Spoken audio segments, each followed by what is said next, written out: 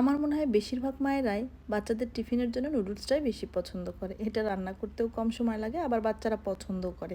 তবে একই রকম করে যদি সবসময় দেওয়া হয় তাহলে কিন্তু বাচ্চারাও একটু বোরিং হয়। আর এজন্য চেষ্টা করি মাঝে মাঝে একটু আলাদা করে কিছু করে দেওয়ার। তো আজকে আমি নুডলস দিয়ে পিৎজা বানাবো।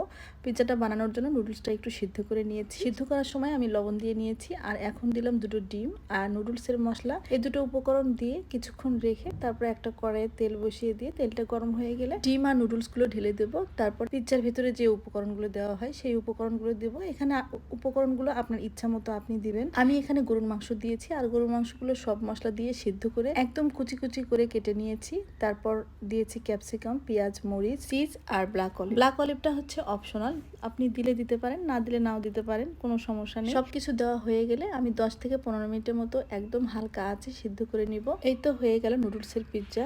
আর এটাই ছিল আজকে আমার মেয়ের টিফিন।